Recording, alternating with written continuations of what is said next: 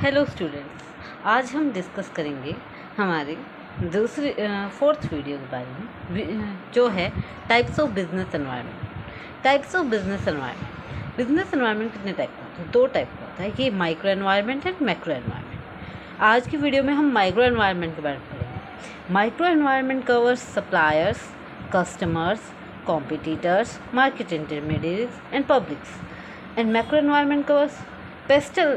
We usually use pastel roles like political, economical, social, technological, legal, environmental factors.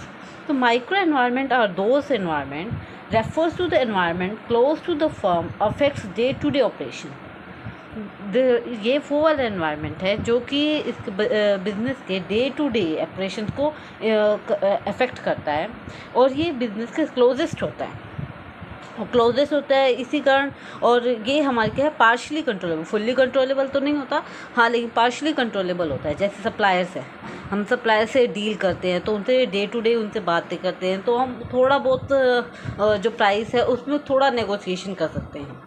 इसी तरह जो customers हैं, customers bargaining powers वो इसी में कवर होती है। इसी तरह कॉम्पिटिटर्स की जो स्ट्रेटजीज होती है, कॉम्पिटिटर्स के लिए हम देख सकते हैं हमारे जैसे किंग डिमांड कर्व है। हम हमारे प्राइस को कम करेंगे तो ऑटोमेटिकली कॉम्पिटिटर्स को भी अपने प्राइस कम करने पड़ेंगे। The market intermediaries covers wholesalers, distributors, and retailers. And the sixth is publics. Publics covers financial publics like banks, media publics. All these are publics. So these are those factors which are the partially controllable. So microenvironment are partially controllable and affects business day-to-day operations. It happen only to it. These are the factors relates only to the particular environment.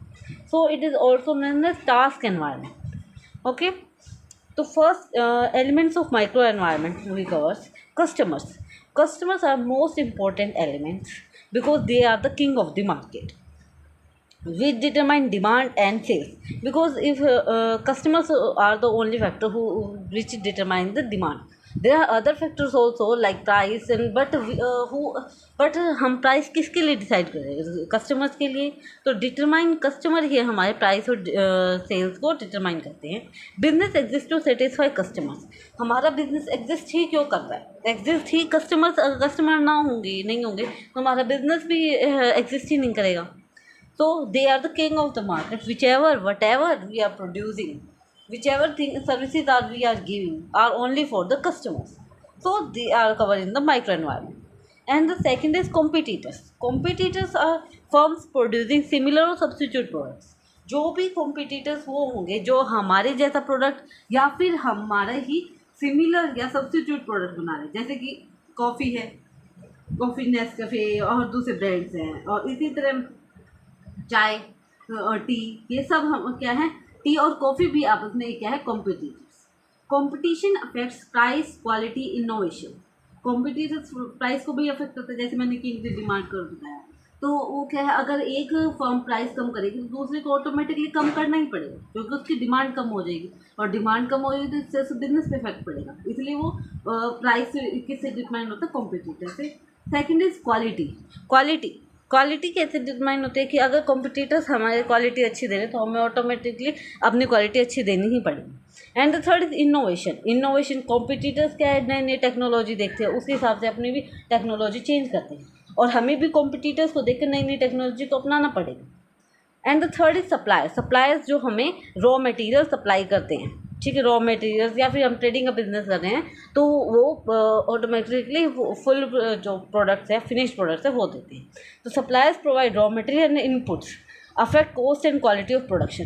क्योंकि suppliers अगर price ज़्यादा रखेंगे तो automatically हमारी cost ज़्यादा होगी तो हमें प्राइस भी ज़्यादा रखने पड़ेंगे, ठीक है। और क्वालिटी, अगर सप्लायर्स हमें जो रॉ मटेरियल दे रहे हैं या फिर प्रोडक्ट जो भी दे रहे हैं, वो क्वालिटी अगर बेकार होगी तो उसका जो इनपुट जैसा होगा वैसा ही आउटपुट होगा, वैसे ही हमारे प्रोडक्ट्स होंगे। Fourth are market intermediaries. Market intermediaries are wholesalers, retailers and agents. Market intermediates क्या होते हैं, जो हमारे प्रोडक्ट्स को हमारे फिनिश्ड प्रोडक्ट्स को हमारे मैन्युफैक्चरर से लेकर कस्टमर्स तक पहुँचाते हैं, तो they are called the market intermediates. अगर वो ही हमारे प्रोडक्ट्स में अगर कुछ कमी कर दे या फिर प्राइस को ऊपर नीचे करे या फिर वो हमारे प्रोडक्ट्स को ना बेचे, कोई कॉम्पिटिटर से प्राइस को बेचे, तो भी हमारे मार्केट में गुडविल पे इम्पैक्ट पड़ता है।